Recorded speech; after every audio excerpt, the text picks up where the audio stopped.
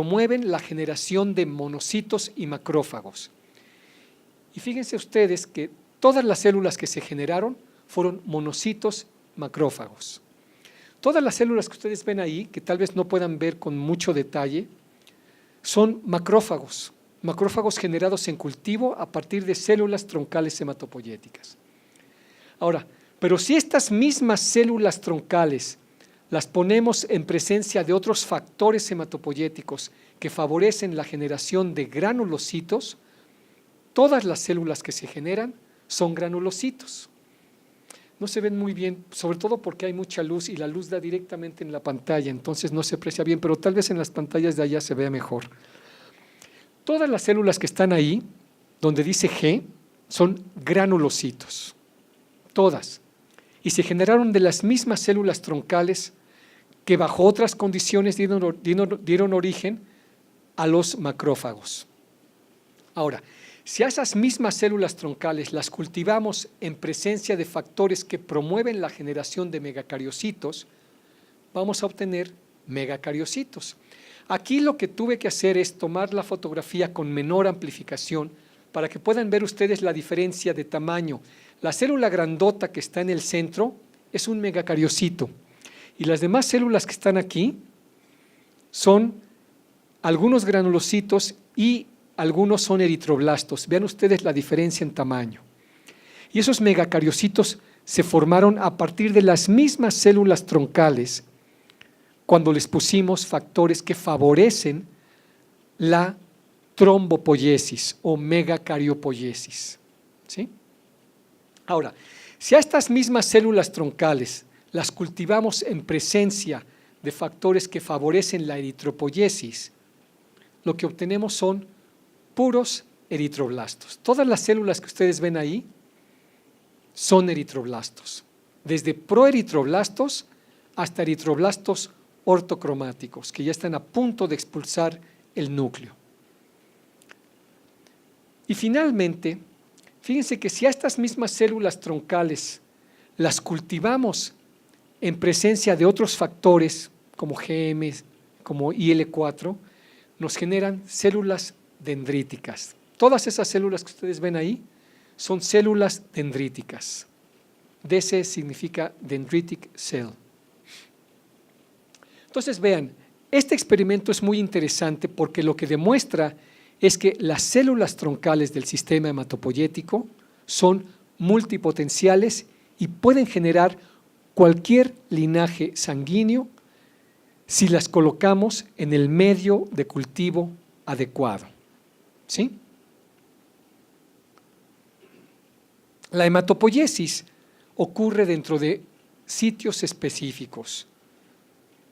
En nosotros, por ejemplo, después del nacimiento, no hay hematopoiesis en la piel, no hay hematopoiesis en los pulmones, no hay hematopoiesis en el páncreas, hay hematopoiesis en la médula ósea.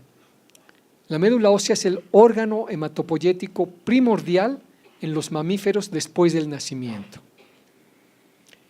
¿Y por qué? Porque en la médula ósea existen las condiciones específicas para que se pueda llevar a cabo la hematopoiesis. A estas condiciones específicas le llamamos microambiente hematopoyético. Y ese microambiente hematopoyético va a estar constituido por diferentes tipos celulares. Por ejemplo, los osteoblastos, los fibroblastos, los macrófagos, los adipocitos, las células endoteliales, todas estas forman el microambiente hematopoyético. Y dentro del microambiente hematopoyético va a haber subregiones, y a esas regiones les llamamos nichos. Entonces, en la médula ósea hay distintos nichos hematopoyéticos.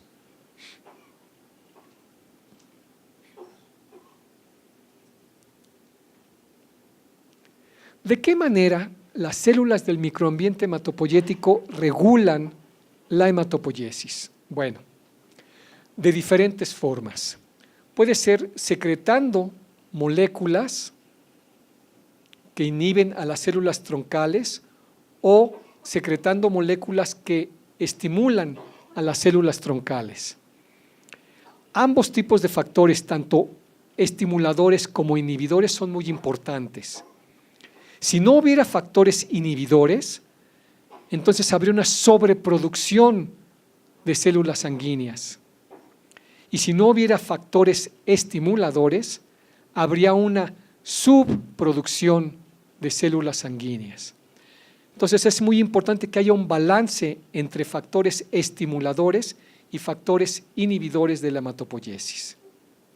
Por ejemplo, un factor estimulador de la hematopoiesis puede ser la interleucina 3 o el factor estimulador de granulocitos. Y un factor inhibidor de la hematopoiesis puede ser el factor de necrosis tumoral alfa, TNF-alfa, o el factor de transformación del crecimiento, TGF-beta. ¿Sí? Ok. Existen, como yo les había comentado, nichos en la hematopoiesis, en el microambiente hematopoyético. ¿Sí? Algunos de estos nichos son específicos para células troncales y algunos nichos son específicos para células progenitoras. Entonces hay nichos pegados al hueso, se llaman nichos osteoblásticos o endosteales, y hay otros nichos que son nichos endoteliales que están cercanos al endotelio vascular. Es muy importante que exista la interacción entre las células troncales hematopoyéticas, las células progenitoras hematopoyéticas y las células del microambiente hematopoyético. Las células del microambiente hematopoyético, que aquí está representada una célula con citoplasma verde y núcleo azul, producen diferentes tipos de moléculas, por ejemplo, citocinas, quimiosinas o matriz extracelular, como la colágena, la fibronectina, y las células troncales hematopoyéticas producen fundamentalmente citocinas. Entonces es una interacción, una comunicación bidireccional, ¿sí?, entre ambos tipos celulares. Ahora, también es muy importante que existan interacciones entre moléculas de la célula troncal y moléculas de las células del estroma o del microambiente hematopoyético. Ahí yo representé 4 interacciones. Fíjense, la célula troncal hematopoyética expresa VLA4, es el nombre de la molécula, y esta molécula interacciona con VCAM1, que es expresada por la célula del microambiente. La célula troncal expresa Notch y la célula del microambiente expresa delta YAGD. La célula troncal expresa c-KIT y la célula del estroma expresa SCF. La célula troncal expresa CXCR4 y la célula del estroma expresa CXL12. ¿Por qué son importantes estas interacciones? Déjenme platicarles algo. Fíjense, para que una célula troncal se autorreplique, es decir, que genere nuevas células troncales, es fundamental la interacción entre Notch y delta YAGD. Si esta interacción se pierde, la célula ya no puede autorreplicarse, ¿sí? Cuando se hace un trasplante hematopoyético, ¿cómo se introduce en el paciente a las células trasplantadas? Ya sea de médula ósea, de sangre de cordón umbilical o de sangre periférica movilizada. Se introducen por vía intravenosa, no se inyectan directamente al hueso, sino por vía intravenosa. Y las células circulan en el torrente sanguíneo y llegan a la médula ósea, ¿no es cierto? ¿Y saben por qué llegan a la médula ósea? Por la interacción que hay entre CXCR4 y CXL12. Exactamente.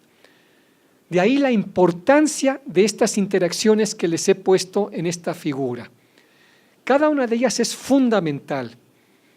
Y ustedes saben qué ocurre cuando ustedes inyectan al paciente, bueno, no al paciente, perdón, al donador GCSF para movilizar células. estas interacciones se rompen, se pierde la interacción y entonces la célula troncal o la célula progenitora queda libre y sale al torrente sanguíneo. Entonces, estas interacciones que ustedes ven aquí son fundamentales. ¿De acuerdo? Ok. Ahora, como yo les decía hace un momento, puede haber alteraciones en las células troncales hematopoyéticas. Llega a haber alteraciones entre estas células y esas alteraciones conducen a la generación de neoplasias o de algunos otros tipos de trastornos hematológicos. Entonces, por ejemplo, ustedes pueden ver en la parte de arriba cómo se ve una biopsia de médula ósea normal y hacia la derecha pueden ver la biopsia de médula ósea de una persona con anemia aplásica, prácticamente vacía. En la parte de abajo ustedes pueden ver un frotis de sangre de un sujeto normal y en la parte derecha ustedes pueden ver frotis de sangre de pacientes con leucemia granulocítica crónica o leucemia linfoblástica aguda, ¿sí? Entonces, alteraciones en las células troncales hematopoyéticas conducen a trastornos hematológicos que pueden ser una sobreproducción de células sanguíneas como la leucemia o una producción extremadamente baja de células sanguíneas como la anemia aplásica. Y este es simplemente un ejemplo para que ustedes vean cómo en la leucemia amiloide aguda y en la leucemia amiloide crónica el origen de estas enfermedades, los distintos tipos de leucemia amiloide aguda o la leucemia amiloide crónica, todas estas